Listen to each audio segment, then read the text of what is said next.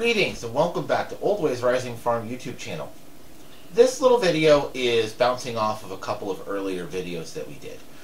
We put together a video. We were talking about rendering all sorts of different fats. We rendered the fat out of bone marrow, out of tallow, out of Neatsfoot oil, and all of these different types of fat are going to be used in upcoming projects. The tallow already has been in the soap making video.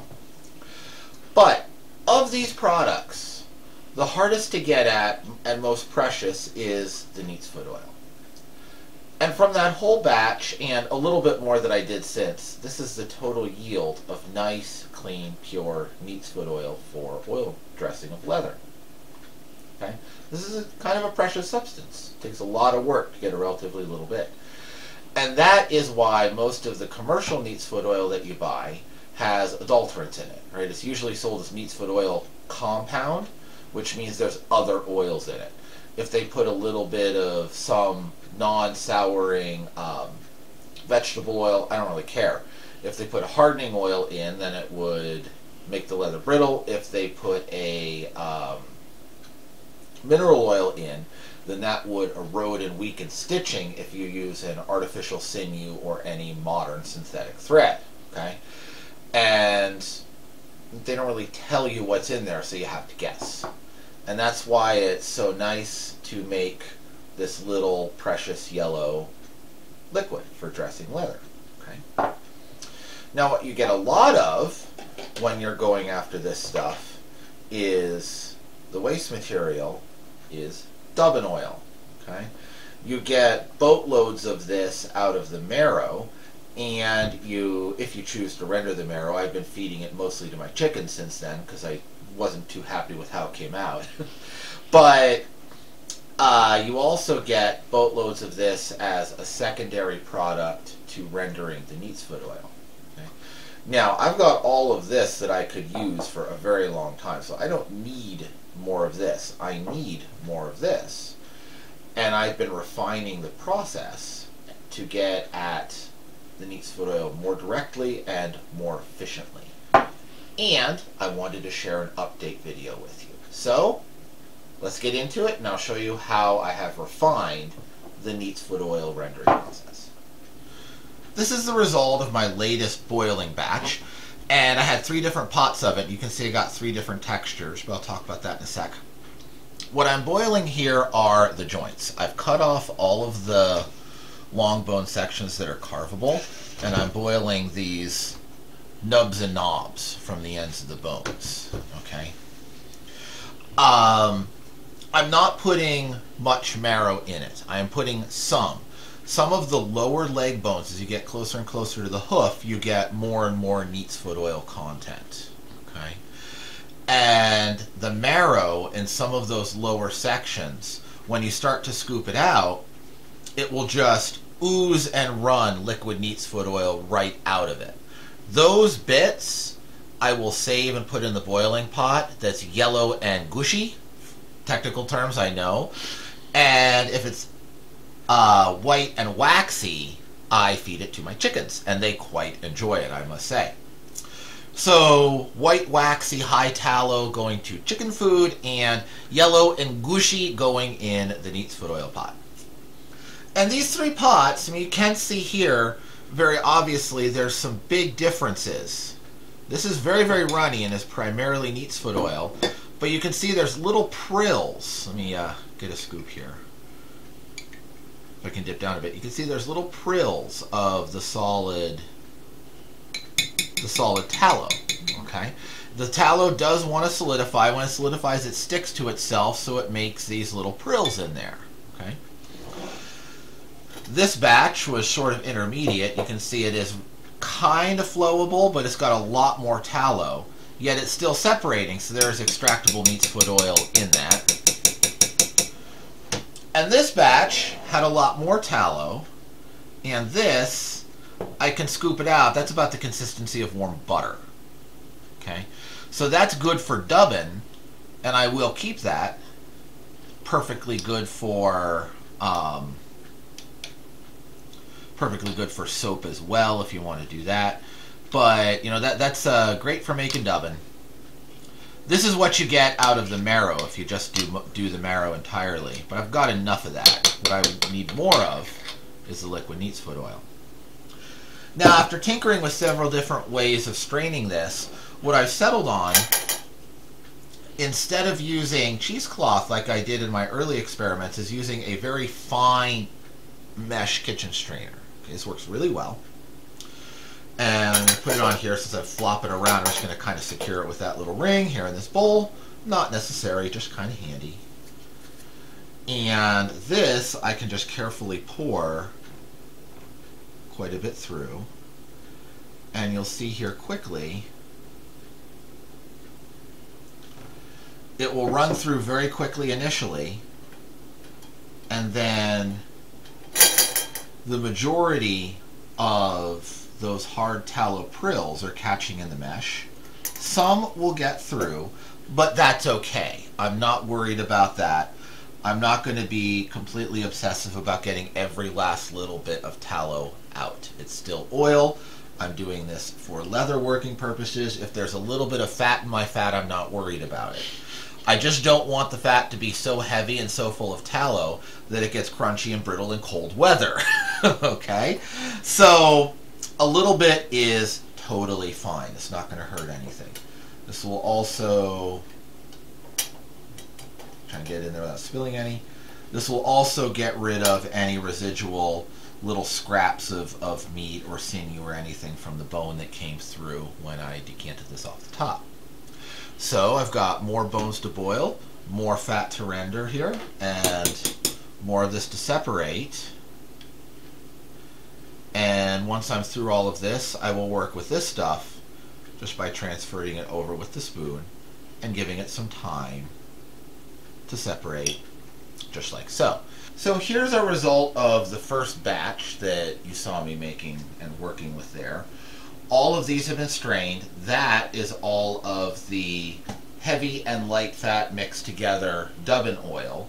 I will reheat this. I will strain all of that through this strainer when it's nice and molten and can that up too. That's plenty useful enough, but I hope that you can see here, this is my Neatsfoot. That's my dubbin. I'm not wasting time rendering all of the bone marrow just to make this. I just don't need that much. And in the process of making this, I have more of that than I can shake a stick at, right? So I've got plenty of it. If I was short on this, yes, I would go and render the bone marrow. Totally legitimate thing to do, but I'm not short on this, so I'm feeding my chickens the bone marrow. Now, this is basically done. But if you see here, we have two layers. We have a watery layer on the bottom and the nice clean Neatsfoot up on top. No matter how carefully you pour, when you're pouring from when you're pouring out of a bottle, decanting out of a bottle, you're going to have some water come along. Okay? The only way to avoid that is to have a separatory funnel. If you have one of those in your kitchen, I'm jealous. That's a level of nerd that I haven't quite achieved yet. Now, we want to get that out, and the handiest tool is this little item that I'm holding in my hands. This is a disposable pipette. You can go on internet and get any of the online auction sites or little sellers, and you can buy 100 of these for very, very little money, and 100 is a decade supply at the rate that I use them. But you can get, these are so handy for all sorts of different little crafty things. Okay, so this is an item that I would go and purchase. They're cheap, they're disposable. For what I'm about to do, I'll use this for the whole batch, but at the end of this process, I will throw it out. And it lets you just go down to the bottom layer, and we can suck up that water. Okay?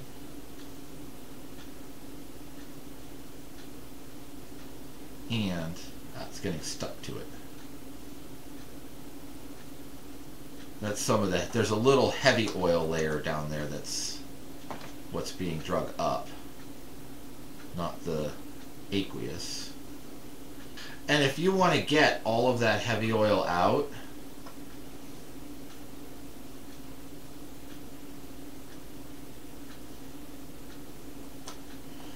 you can allow it to settle down and then do this again the next day. The heavy oil, the little bit of heavy oil that went through the sieve doesn't bother me so much. As I said in an earlier clip, I'm not too worried if a little oil is contaminating my oil. But all of this watery stuff needs to be gone, because this is full of gelatin and it will spoil and sour and turn the whole batch rancid. Yum. Oh, delicious.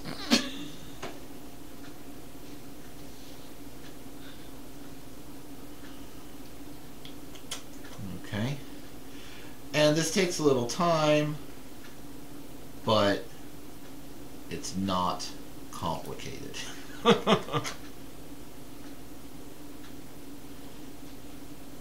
And it is the surest way to get rid of all of that without remixing it together, resuspending, reforming emulsion layers, and all that nonsense. However, it is also repetitive and boring. So I'm going to go ahead and turn off the camera, finish this up, and I'll show you what it looks like when it's done. So here we go. This is what I have removed from that bottle with the little pipette. And there is a little bit of the yellow Neatsfoot oil floating on the top, but you can see that's vast majority of that is water. A little bit of the heavy oil, a little bit of the Neatsfoot. You can never be totally perfect, and I'd rather lean on the side of not rancid, right? Trying to save that last little bit of skim on top and losing this whole vial and all of this work is a false economy, right? That's bad deal, okay? Now this, you can see it's been stirred up and agitated a little bit by my pipetting. I will let that settle again, and I'll draw a little bit more off the bottom tomorrow morning, but that's, for all practical purposes, finished. And I have these 3 jars of the last batch of bones that I boiled. These are all, as I mentioned, some of the marrow that's real gushy and yellow. I saved a little bit of that from the bottom of this, really like the base of the tibia, okay, that joint just above the cannon bone. That's what the overwhelming majority of the bones that were in this batch were. There were a couple other bits that were hanging around that I stuck in because I had a corner. But pretty much this is that. This is the fibula and a little bit either side of it. Okay, that joint in the cow leg.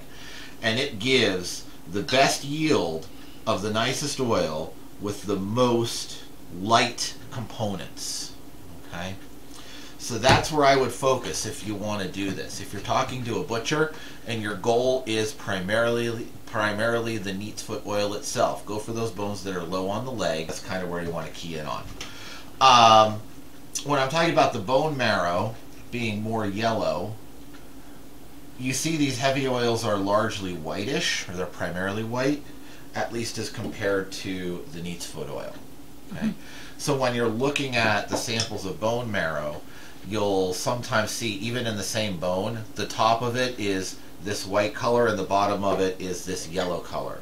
Save the yellow stuff, feed the white stuff to the chickens. Okay?